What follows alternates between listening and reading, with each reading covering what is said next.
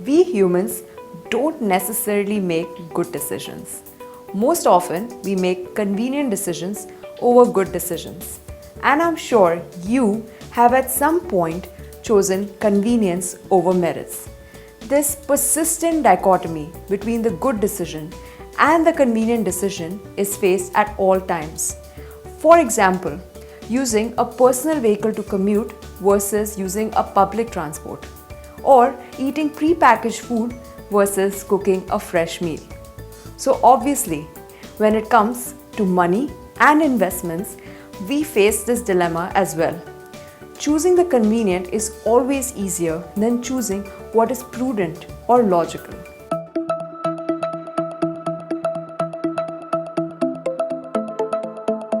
Hi, I'm Nikita Garodia and welcome to channel Dezerv.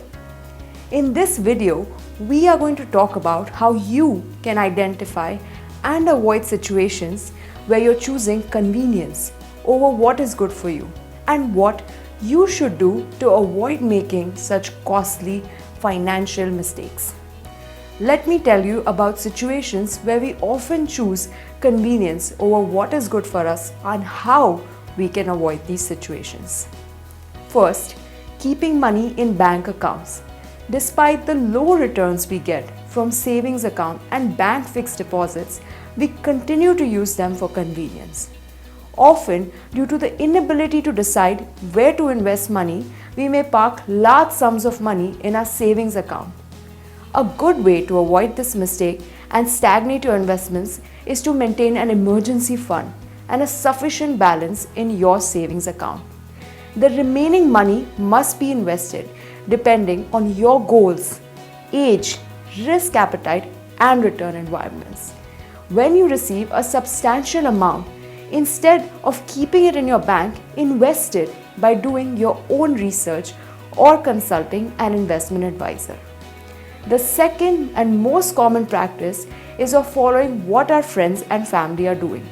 Did you know more than 70% of investors follow their friends or relatives' advice on investing decisions versus engaging with an advisor? While it is definitely easier and convenient to simply follow what someone in your circle is doing after hearing how much money they have made, it is important to have perspective. Every person's requirements are different. Even if it is your friend or family member, their life situations, financial responsibilities, goals, income, and expenses may be very different. Thus, always focus on yourself and invest keeping in mind your own requirements and objectives.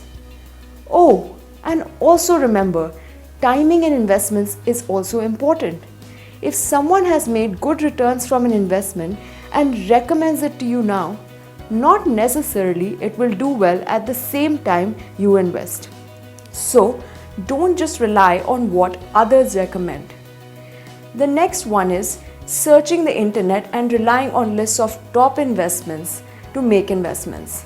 A simple search on the internet for best investment options will yield you over 405 crore search results. Yes, 405 crores. Do you think you will ever make a reasonable and appropriate decision out of so much information? How many of these search results actually fit your life circumstances, your requirements, and your risk appetite? Quite frankly, none. These are generic suggestions and recommendations that may not meet your needs. Despite this, most of us search the internet or refer to magazines, newspapers, and websites that publish lists of top mutual funds or best multi-bagger stocks and invest based on them. While searching the internet or implementing ready-made recommendation lists is easy, it may be counterproductive for you. As we discussed before, every person's requirements and objectives are different. Generic recommendations and internet searches cannot help you achieve your goals.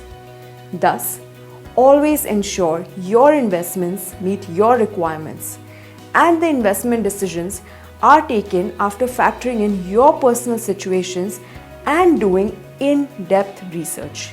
If you don't have the knowledge or time, consult a professional investment advisor to help you build your portfolio and give you investment advice.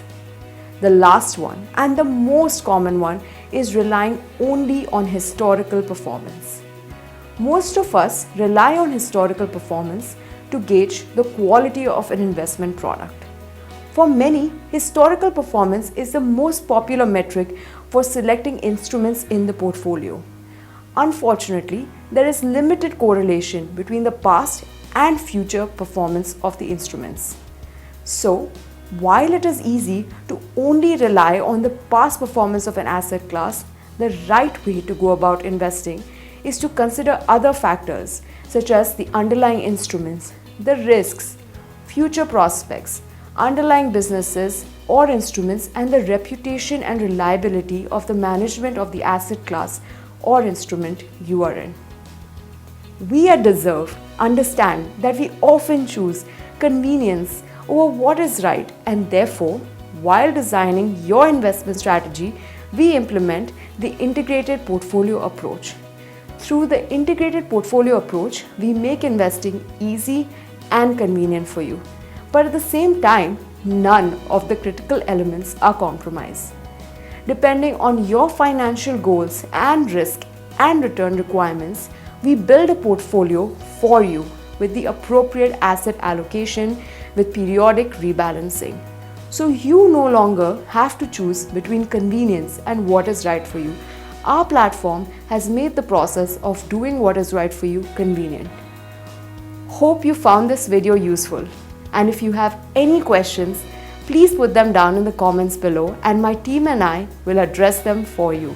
Hit the subscribe button below and press the bell icon for our latest videos.